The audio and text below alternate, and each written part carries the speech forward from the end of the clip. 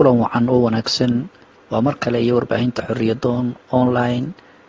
akhyaarteena sharafta badan, hadda waxaan soo gaarnay waqtigii aan idiin soo gudbin jirnay wararkeenii. maanta aan ku bilownay wararka naga soo gaaraya caasimada dalka Itoobiya Addis Ababa ayaa waxay sheegayaan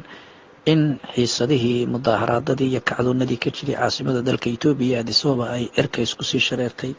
isla markaasina xaaladdu ay taagan tahay meel aad iyo aad khatar u ah. wararka u dambeeya naga soo gaaraya caasimada dalka Itoobiya Addis Ababa ayaa waxay sheegayaan ilaa iyo hadda dhimashadu inay kor u dhaaftay 70, isla markaasina dhaawacu intaas uu kasii badan yahay 3 laab. dhinaca kale waxaa caasimada dalka Itoobiya iyo deegaanada ku xeeran ka bilowday barakac xoogan oo dadku ay ka barakacayaan xiisadaha iyo mudaaharaadada ka taagan ee caasimada dalka Itoobiya iyo deegaanada ku xeeran. wararku waxay sheegayaan in qowmiyaduhu ay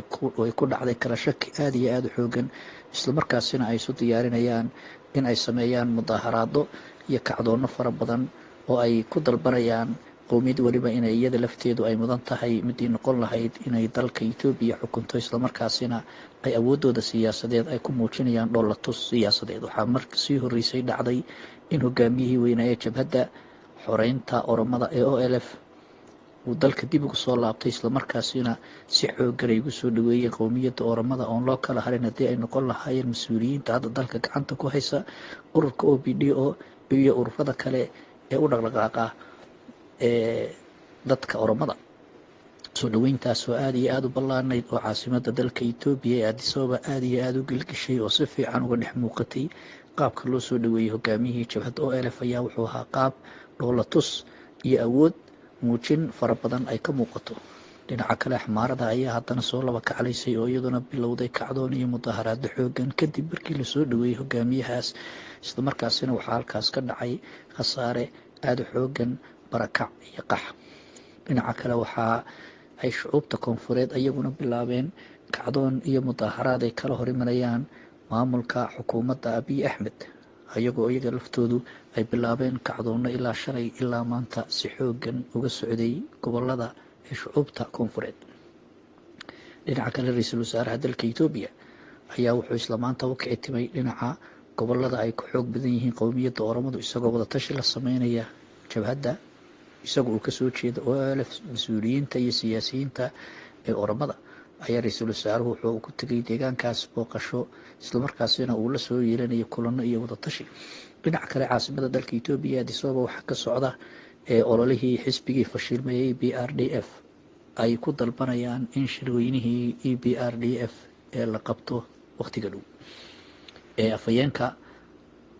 xisbiga EPRDF ayaa dhowaan waxay sheegtay in kulankii lagu heshiiyey in dhowaan la qabto taariikhda Itoobiya marka ay tahay 28 bisha Mushkaram ee Axmaariga. waxay sheegtay in kulankaas muddooyin fara badan uu dib u dhacay, laakiin hadda uu dhici doono, isla markaasina ay kasoo qayb geli doonaan ergooyin lasoo xulay oo si siman ay u qaybsan doonaan qeybaha kala duwan ee ka tirsan ururka EPRDF. ergooyinkaas oo kor u dhaafaya 1,000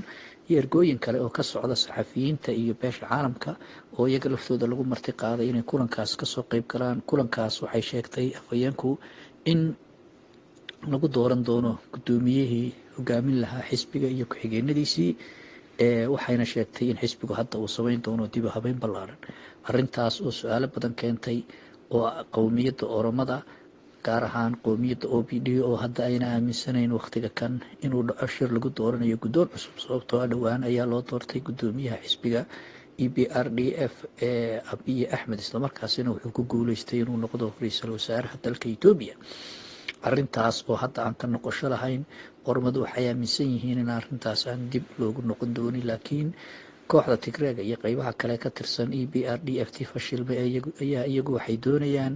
in arrintaas dib loogu noqdo, isla markaasina ay dib awoodda ugu soo laabtaan ayay hanqaltaagayaan kooxaha kale ee ka tirsanaa EPRDF, iyadoo oo qowmiyadda Oromaduna taas ayna maanta ogolayn,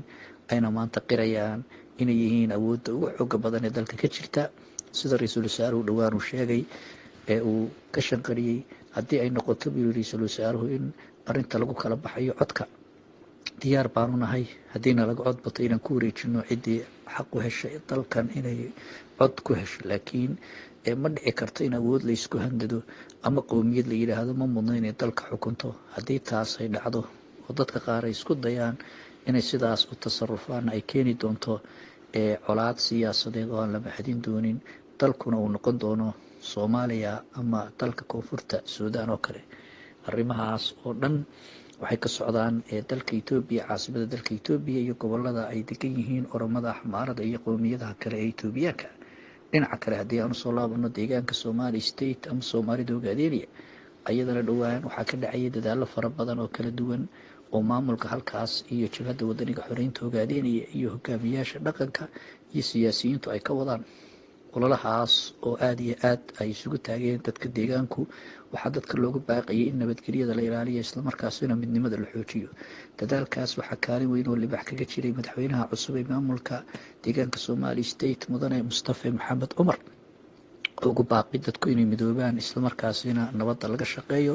madaxweynuhu wuxuu dadka u sheegay in ay dib soo laabanayaan tixgelinta xuquuqul insaanka iyo xorriyatul qowlka iyo bulshadu inay noqdaan kuwa iyagu maamulka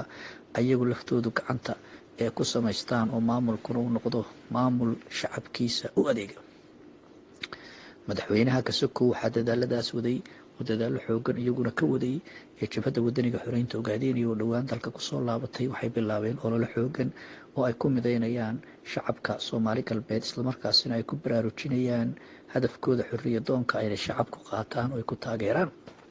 arrimahaasoo jabhadda ay guulo waaweyn ka gaareen. barnaamijka midaynta iyo taageeridda halganka jabhadda wadaniga xoreynta Ogaadeniya ay ugu jirto sidii ay shucuubtu u heli lahayn xuquuqdooda aaya ka tarinta.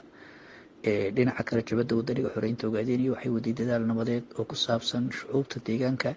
iyo dhinaca kale dadaal nabadeed oo jabhadda wadaniga xoreynta Ogaadeniya laftoodu ay hormuud u ahaayeen oo ay ka wadeen labada qowmiyadooda walaalaha ah ee Oromada iyo Soomaalida sidii ay u gaari lahaayeen heshiis buuxa islamarkaasina xiisadaha colaadeed loo damin lahaa. arrimahaasoo laftooda ay kaalin ku lahaayeen qowmiyadda Oromada, hogaasiyadooda, madaxdooda iyo siyaasiyiintooda heer deegaan ilaa heer federaal. ayaad waxaad moodaa iyaga laftoodu inay si fiican u midho dhashay. kulankii u dambeeyana wuxuu ka dhacay caasimada Diridhaba oo isugu yimaadeen mas-uuliyiin ka tirsan deegaanka Somali State ugu horeeyo madaxweynaha deegaanka mudane Mustafa Maxamed Cumar ee jabhadda wadaniga xoreynta Ogaadeniya, siyaasiyiin ka socda iyo siyaasiyiin kaloo ka socda ee deegaanka Oromada ee heer deegaan ilaa heer federaal iyo odayaasha dhaqanka oo ka socda labada dhinac iyo dadka deegaanka, hogaamiyaasha deegaanka Diridhaba, barbaarta iyo dhammaan qeybaha kala duwan ee bulshada ee deegaanka Somali State. kulankaas oo ahaa kulan aad iyo aad u ballaaran islamarkaasina si fiican loo soo agaasimay. waxaa ka hadlay madaxweynaha deegaanka Somali State mudane Mustafa Maxamed Cumar oo sheegay in maanta loo baahan yahay labada qowmiyadood ee walaalaha ah ee Oromada iyo Soomaalidu inay iskaashadaan islamarkaasina la iloobo colaadihii iyo dhibaatooyinkii ay ka dhex wadeen maamulkii hore ee meesha ka baxay. madaxweynuhu wuxuu sheegay maanta inay dadka Soomaalidu diyaar u yihiin in walaalahooda Oromada wax la qaybsadaan, sidoo kalena Oromadu ay soo dhaweynayaan dadaalkaas. madaxweynuhu wuxuu sheegay maanta inay isku dan yihiin labada qowmiyadood ee walaalaha ee Oromada iyo Soomaalida islamarkaasina ay dadka Itoobiyaankiihi mar walba ay rabeen in labadaas qowmiyadood cagta hoostooda la geliyo oo aan loo ogolaanin inay Itoobiya ku yeeshaan xuquuqahooda asaasiga, aan loo ogolayn Oromadu inay ka taliso Itoobiya oo kale, iyo dhinaca kale Soomaalida lafteedu inay xuquuqdeeda ay ka hesho dalka Itoobiya oo lasoo cadaadin jiray muddo dheerna ee gacan adag oo bir ah lagu hayay. markaa madaxweynuhu wuxuu sheegay labadaas qowmiyadood inay isku dan yihiin islamarkaasina ay midoobaan danahooda khaaska ah. dhinaca kale maanta waxaa caasimada dalka Eritrea ka bilowday wadahadaladii muddada dheer la sugayay ee u dhexeeyay jabhadda wadaniga xoreynta Ogaadeniya ONLF iyo dowladda Itoobiya. wadahadaladaas oo ahaa wadahadalo aad u qiimo badan muddo dheerna la sugayay ama maanta ka furmay caasimada dalka Eritrea Asmara. qaabka ay furmeenna wuxuu ahaa qaab heer sare oo lasoo agaasimay. wadahadalada maanta furitaankoodii waxaa kasoo qayb galay islamarkaasina goobjoog ka ahaa hogaamiyaha jabhadda wadaniga xoreynta Ogaadeniya mudane Admiraal Maxamed Cumar Cismaan iyo xogayaha jabhadda wadaniga xoreynta Ogaadeniya mudane Cabdiraxmaan Madi. sidoo kale waxaa goobjoog ka ahaa dhinaca Itoobiya wasiirka warfaafinta ee dowladda Itoobiya mudane Axmed Shide iyo madaxweynaheena sharafta badan ee deegaanka Somali State mudane Mustafa Maxamed Cumar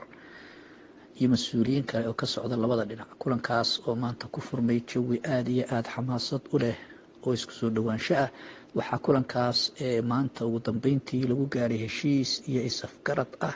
in wadahadalada lasii dardargeliyo islamarkaasina kulankaas maanta waxaa lagu heshiiyey in si rasmi ah loogaga hadlo qadiyadda ee Ogaadeniya. kulankaas waxaa kulan aad iyo aada u qiimo badan islamarkaasina lagu soo bandhigay maanta qadiyadaas in miiska la saaro oo si fiican looga wada hadlo ayaa maanta si rasmiya u bilowday waxaana la rajaynayaa in guddiyo labada dhinac ka socda ay hawsha sii wadi doonaan islamarkaasina dhammaan qodobada laysla afkartay laga heshiin doono oo heshiis rasmi ah oo kama dambays ah laga gaari doono arrintaas oo ah yididiilo fiican oo soo muuqatay shacabka soomaalida ogaadeynaya iyo guud ahaan ee dalka Itoobiya arrintaas oo ay ka horreeyeen dadaallo fara badan oo la geliyey sidii loo heli lahaa nabad waarta islamarkaasina loo xalin lahaa qadiyadda gobolka ka qayb qaadanayeen dowladda federaalka Itoobiya iyo jabadda wadaniga xoreynta ogaadeynaya ayaa waxaa xusid mudan in kulan hore ay kasoo dhaceen caasimadda dalka Itoobiya kasoo qayb qaateen mas-uuliyiin ka tirsan jabadda wadaniga xoreynta ogaadeynaya iyo dowladda Itoobiya dhinaca kale waxaa garab socday kulanne iyaguna dhex maray maamulka Somali State madaxweynaha cusub iyo jabhadda wadaniga xoreynta ogaadeynaya oo iyaga laftoodu heshiis iyo safgarad waxa ku gaaray wada shaqayn fiican inay wada sameeyaan islamarkaasina labadooda dhinac ay noqdeen laba dhinac oo gacmaha isqabsaday oo maanta midoobay taasna ay ahayd guul u soo hoyatay shacabka Soomaali galbeed wararkaas iyo wixii kasoo kordha